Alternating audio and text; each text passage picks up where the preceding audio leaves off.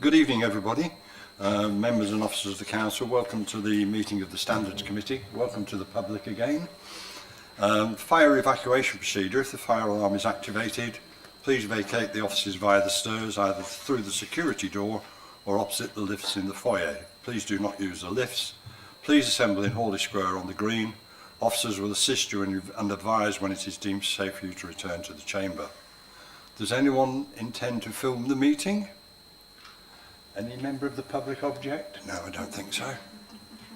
I'd advise that if filming takes place, anyone in attendance in the public area, fine. Can everybody ensure that their mobile phones are turned to silent and they are not used to make or receive calls in the chamber whilst the meeting is in progress? Please note this meeting is being live streamed for members of the public, except for any items of business or exempt or confidential information is considered following the exclusion of the press and the public from the meeting. This meeting is also being recorded and will be broadcast on the internet. Would any member who wishes to speak under Council Procedure Rule 20.1 please announce it now? No? Good. Apologies for absence. I've received apologies from Lee Welbrook and Dennis James. Are there any other apologies? Minutes of the meeting held on the 9th of March 2021. I move that the minutes of the meeting held on the 9th of March be approved and signed as a correct record. Could I have a seconder, please? Councillor Fellows, thank you. Unless anyone objects to the minutes, I will take them as agreed. Thank you. Are there any declarations of interest? I've got a very brief report. There isn't a lot to say really. We've had a couple of discussions to make in relation to certain complaints, but that's all covered on the back of the table as per usual. And the same with, we had a recent CRWP meeting which concerned parental policy, and that is obviously before you this evening. And apart from that, everything, touch wood, is running extremely smoothly. Unless anybody's got any questions, we'll move on. Good. Parental leave policy. This report was considered by the Constitutional Review Working Party on the 15th of June 2021. The Standards Committee can make recommendations on any element to full council. The Standards Committee can also make recommendations to accompany the report when it is discussed and agreed by full council on the 15th of July. Mr. Hughes, would you like to introduce a report, please? Thank you, Chairman. So this report is based on an emerging local government policy trend that has seen some local councils develop and adopt parental leave policies for their members. This report proposes a similar approach for consideration by Thanet District Council. There's no legal legislative requirement for the council to adopt a parental leave policy. However, having such a policy would make to be a progressive approach and would mean that Thanet District Council would be at the forefront of councils to adopt such a policy. Now, whilst obviously this policy would cover all existing councillors, this policy isn't really aimed at those people who are currently councillors, but much more aimed at those who are considering becoming a councillor.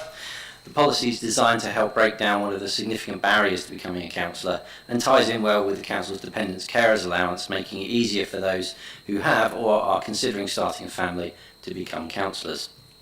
As outlined at paragraph 1.5 of the report, it identified that 1/3 of female councillors of childbearing age found a lack of maternity leave to be a barrier to fulfilling their role, and this policy can be a small part of a way of addressing that issue. So what's the policy actually going to do? Firstly, it will introduce a blanket exemption that parental leave is an acceptable reason for not attending a council meeting within a 6-month period. As I'm sure you're aware, Section 85 of the Local Government Act 1972 requires that councillors attend at least one meeting of council in a 6-month period, otherwise that you would be disqualified. Obviously you'd fall foul of this if you were taking 9 months of maternity leave, so hence that exemption. We don't feel that it's appropriate that if somebody wants to take some parental leave then, and that would then take them past the 6-month point, that's not really something that should be coming to council, because that's not really an appropriate, people shouldn't be making a judgment upon that point. It should be very cut and dry, and that's a perfectly reasonable reason for not being here.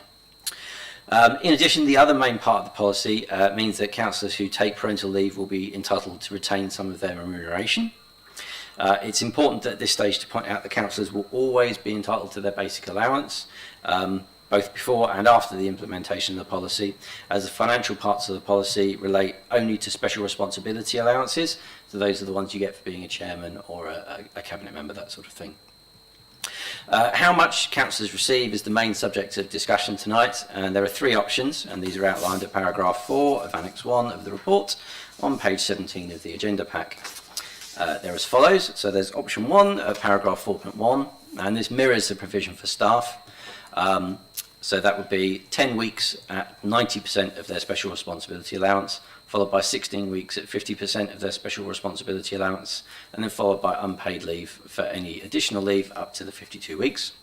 Option 2 at paragraph 4.2, which is 6 months of full pay of their special responsibility allowance, with any remaining leave up to the agreed 52 weeks being unpaid.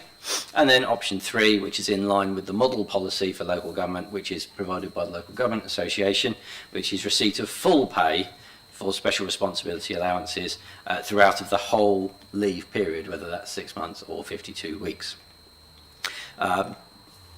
This issue, this specific issue, was discussed at length at the Constitutional Review Working Party, and they recommended to this committee option 2, that being the 6th month pay. Therefore, I'd ask members to consider that recommendation and see whether they concur with it, and if they do, make a further recommendation onto full council, or if they don't, then obviously to make an alternative recommendation to full council instead. It's also worth pointing out there are a few other things that came up at the CRWP meeting which are worth mentioning. So this policy also covers adoption leave, as well as parental newborn maternity, paternity leave, that sort of thing. And if agreed, we would be amongst the first in Kent, the first councils in Kent to adopt such a policy. And as stated in the report, just 7% of local councils currently have a formal parental leave policy in place for their elected representatives. So if any members have any questions, then I'm happy to answer them. Councillor Bayford?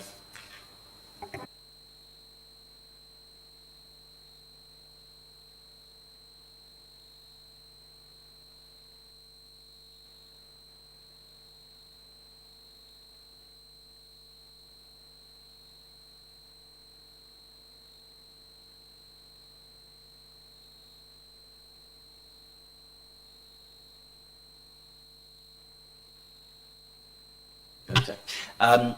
Yes, I believe they would. Not as a basic councillor, but as the role, because what the policy would allow the administration to do is to appoint another councillor to act in their stead. So all the time that that person is in role, then no, I wouldn't say that the other person would be actively taking on that role. So, for example, if you had a cabinet member for whatever topic you want, the other, and then they were replaced by a second person to be that cabinet member, I would expect the second person to communicate regularly with that first person to keep them up to date and keep them informed. But the person who's on the leave shouldn't be then turning up at meetings saying, or releasing a statement that says, we think that XYZ is a fantastic idea or something like that. That should be the preserve of the person who's there as their replacement councillor. Can I just ask a question before I come on to Councillor Cupp? If the councillor is absent through parental leave, have they still got voting rights if anything needs to be voted on in chamber?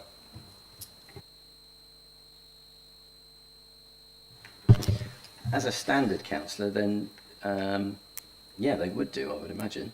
There's nothing we could do, because this is a voluntary scheme. There's nothing we could do to preclude somebody from turning up. Obviously, if they were removed from their committee by the ruling group for the period of their period of parental leave, then evidently they wouldn't be on that committee. So the only thing that they would be able to vote on would be something at full council. But yeah, that would be the only exception to that.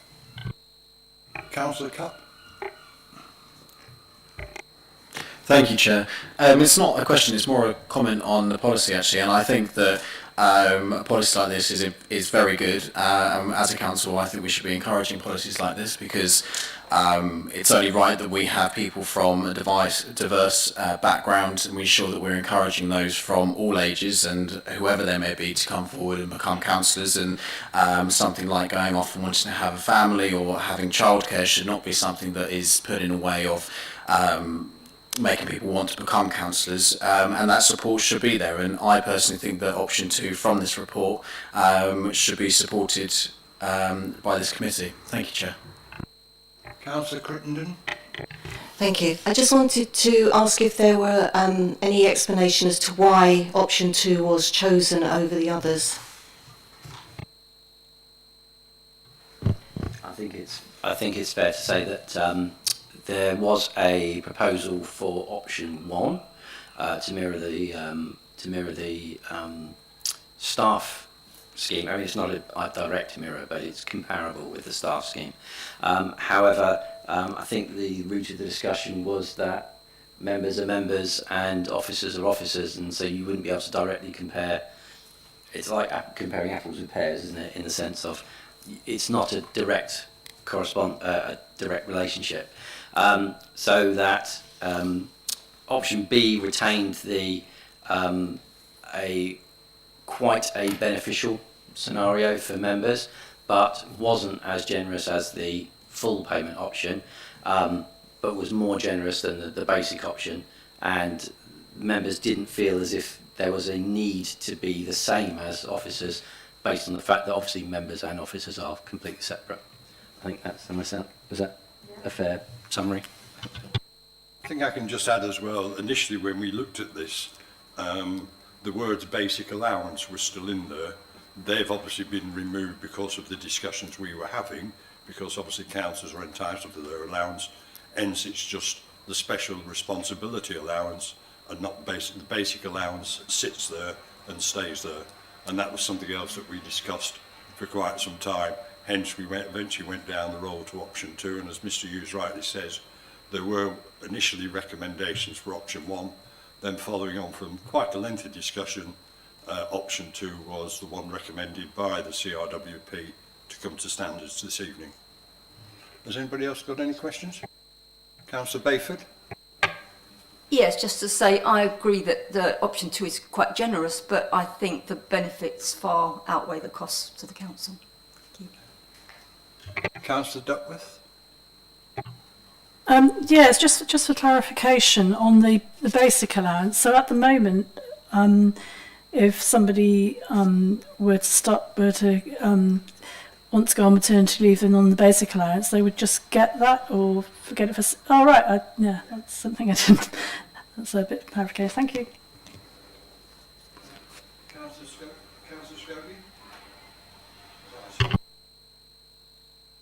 Councillor Fellows. Yeah, thank you, Chair. So we're discounting option 1. So we're looking at option 2 and 3. So they're pretty much the same, apart from option 3 gives the additional 6 months. So we need to decide whether we're going to do 6 months or 12 months. Yeah. So is that part of a discussion we should be having? If it's going to, are we allowed to do? Because I think we should go for option 3 in 12 months. Personally, my opinion. I mean, if members want to choose option 1, that's perfectly okay. We're not, just because CRWP said they didn't want to do it, there's no reason why you may feel that actually it's a really great idea. So any of those 3 options are perfectly okay to have a debate about. Obviously some members have expressed other opinions, that's fine. Yeah, it's open to whatever option that members would like to put forward to council. Yeah, I mean, I'd discount, like you say, the differential between officers and elected members. But yeah, I mean, I think it's going to be for so minimal amount of staff, cabinet members or committee chairmen. I think we can be a bit generous here, give the full year, in my opinion. I think it's safe to say at this stage then that we are discounting option 1. Would we all agree with that?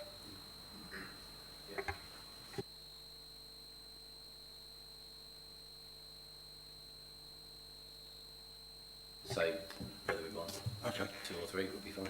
Fine, so do we recommend option 2 or option 3? Can we have a show of hands for option 2, please?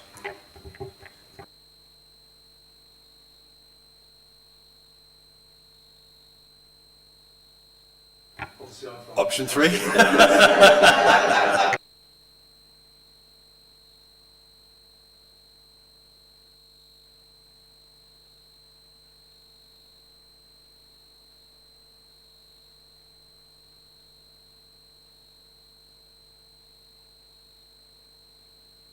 Are members agreed?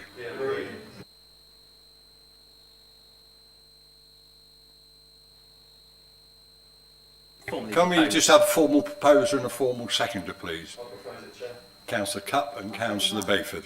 Councillor Fellows, was that? No.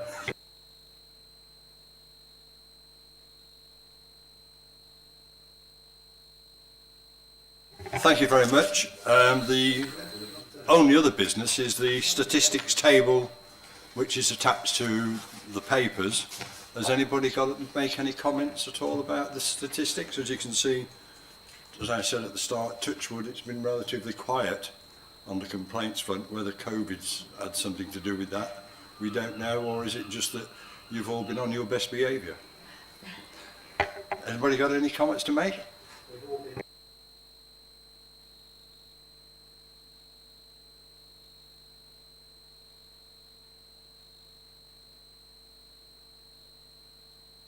Fine, I think that is it, ladies and gentlemen, members. We thought it might be short, but not this short. It's now 7:16 and we'll bring the meeting to a close. Thank you.